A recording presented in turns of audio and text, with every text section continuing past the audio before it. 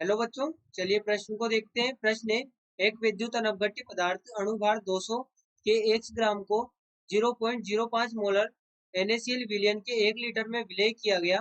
इस विलयन का परासरण दाब 27 डिग्री सेंटीग्रेड पर 4.92 atm पाया गया। x के मान की गणना कीजिए। मान लीजिए कि NaCl विलयन में पूर्णतया वियोजित होता है। इस विलयन का आदर्श व्यवहार प्रदर्शित करता है तथा विलयन का आदर्श व्यवहार प्रदर्शित करता है। बच्चों यहाँ पर हमें आर का मान दिया गया है। बात करें प्रश्न की मुख्य अवधारणा की। मुख्य अवधारणा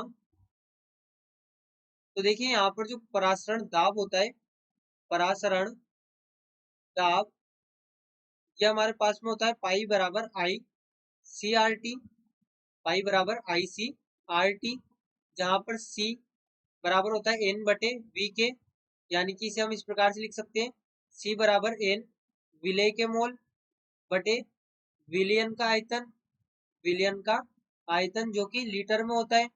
अब बच्चों आई यहाँ पर क्या होता है, आई होता है वांटा गुणांक जो कि होता है 1 minus alpha plus n alpha. अब हमसे कहा गया है कि वियोजन पूर्ण रूप से होता है, यहाँ पर पूर्णतया वियोजित होता है, यानी कि अल्फा दिया गया है 100%, अल्फा 100% दिया गया है। 100% का अर्थ हुआ अल्फा 1 है, तो यहाँ से हम अगर मान रखें 1 माइनस 1 प्लस एन इंटू 1, तो यहाँ से ये कैंसिल होगा और हमें प्राप्त होगा आई बराबर एन। यहाँ से हमें आई बराबर एन प्राप्त होगा। और एन बच्चों यहाँ पर होती है कणों की संख्या, कणों की संख्या या विलय के कणों की संख्या। यहाँ पर एन होता है हमारे पास में विलय के कणों की संख्या, जैसे सीधे इस प्रकार ही लिखे, कणों की संख्या, कणों की संख्या। तो बच्चों यहाँ पर ध्यान दें, यदि हम बात करें विद्युत अनवगट्य की, हम बात कर रहे हैं विद्युत अनवगट्य की, अनवगट्य, तो यहाँ से देखिए हमारे पास में यदि हम विद्युत अनवगट्य का परासरण दाब पाई 1 मान लें, तो यहाँ से हम लिख सकते हैं N1 बटे V इंटू, यहाँ पर ही होगा आई तो है ही सही, आई बराबर N1 आई इंटू N1 बटे V इंटू आर टी, ये हमारे पास में होगा। और देखिए बात करें यहाँ पर कि हमारे पास में पाई 1 जो होगा ये होगा आई, आई अब हमें विद्युत अनवगट्य का नहीं दिया गया तो हम एक मान लें, पूर्ण रूप से वियोजन मान ले इसका। वहीं पे देखिए हमारे पास में जो N1 होगा, N1 यहाँ पर होगा W1 बटे अणुभार। अब अणुभार हमें यहाँ पर दिया गया है विद्युत अनवगट्य का 200 गुणे आयतन। आयतन बच्चों यहाँ पर होगा 1 लीटर, यहाँ पर जो आयतन है वो है 1 लीटर, तो यहाँ पर 1 लीटर हमारे पास में आयतन होगा गुणे 8। अब आर हमें दिया गया है 0.0821 लीटर एटीएम प्रति केल्विन प्रति मोल, तो इसे हम बच्चों 1/12 लीटर एटीएम प्रति केल्विन प्रति मोल लिख सकते हैं। यहाँ पर हम इसे 1/12 लिख सकते हैं, 1/12। तो यहाँ पर हम इसका मान लिखेंगे 1/12 गुणे टेम्परेचर जो कि हमें यहाँ पर दिया गया है 27 डिग्री सेंटीग्रेड। और बच्चों इसे केल्विन में परिवर्तित करेंगे तो ये हो जाएगा 327 प्लस 273, तो ये हम यहाँ पर हमारे पास में 300 केल्विन हो जाएगा। तो देखिए इसको जब हल करेंगे तो ये हमारे पास में होगा पाई 1 बराबर W1, हमारे पास हमें x ग्राम दिया गया है तो हम W1 को x ग्राम लिख सकते हैं। हम यहाँ पर मोल N1 को लिखते हैं x बटे 200, तो यहाँ पर ही हमारे पास में होगा x बटे 200 गुणे यहाँ पर 300 गुणे यहाँ पर ये बटे 12। तो यहाँ से जब इसको हल करेंगे तो बच्चों ये हमें प्राप्त होगा x बटे 8, x बटे 8 हमें यहाँ पर ये प्राप्त होगा पाई 1। अब देखिए हम बात करें NaCl विलयन की, NaCl विलयन की, तो NaCl विलयन का हम यहाँ पर पाई 2 मान ले परासरण दाब। अब पाई 2 परासरण दाब मान ले तो आई। अब आई की बात करें बच्चों तो NaCl क्या होता है, NaCl जब वियोजित होता है तो वियोजित होता है Na plus plus Cl minus में, यानी कि इसके N बराबर होगा 2।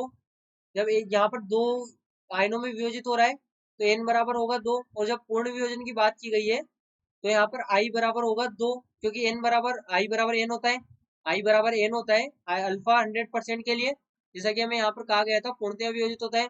तो यहाँ पर आई बराबर 2 होगा क्योंकि 2 कणों में वियोजित हो रहा है, तो यहाँ पर हम लिखेंगे 2 गुणे सी। अब सी की बात करें जो कि यहाँ पर कंसंट्रेशन है, तो कंसंट्रेशन हमें दी गई है 0.05 मोलर 0.05 मोलर NaCl विलेन की कंसंट्रेशन हमें यहाँ पर दी गई है। और R हमारे पास में होगा 1/12 गुणे यहाँ पर जो तापमान है, तापमान तो 300 डिग्री सेंटीग्रेड ही होगा, 300 केल्विन ही होगा। तो बच्चों यहाँ से जब इसको हल करेंगे तो ये हमारे पास में होगा, देखिए यहाँ पर से 2 गुणे 5/4, यानी कि इसको हम लिख सकते हैं 10/4, जो कि होगा 2.5 ATM, 2.5 ATM। तो बच्चों देखिए अब हमारे पास में पाई 1 का मान भी है यहाँ पर और ये पाई 2 का मान भी है। अब देखिए ये क्या होगा, ये यहाँ पर होगा पाई 1 प्लस पाई 2। ये हमें क्या दिया गया है, ये हमें यहाँ पर दिया गया है 4.92 ATM। यहाँ पर ये हमें 4.92 ATM दिया गया है। तो बच्चों पाई 1 हमारे पास में क्या था, x/8। पाई 1 हमारे पास में था x/8 प्लस पाई 2 हमें यहाँ पर प्राप्त हुआ था 2.5।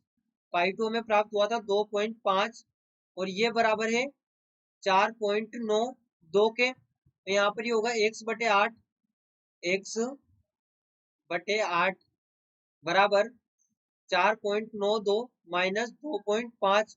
तो यहाँ से बच्चों जब इसे हल करेंगे तो ये होगा 8 गुणे 2 और यहाँ पर ये 4.2, 2.42 हमें यहाँ पर ये प्राप्त होगा।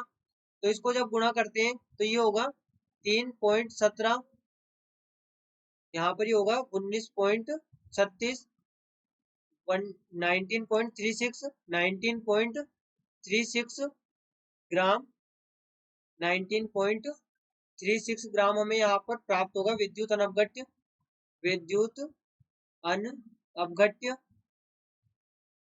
अनवगट्य यहाँ पर 19.36 ग्राम होगा। तो देखिए बच्चों यहाँ पर हमने प्रश्न को हल किया। पहले पाई 1 का मान निकाला जो कि विद्युत अनवगट्य के लिए था, फिर हमने NaCl के लिए पाई 2 का मान निकाला यानी परासरण दाब। उसके पश्चात हमने यहाँ पर दोनों का जो कुल हमें परासरण दाब दिया गया था 4.92, उसके द्वारा हमने यहाँ पर x की गणना की। तो बच्चों आशा करते हैं आपको प्रश्न समझ आया होगा। धन्यवाद।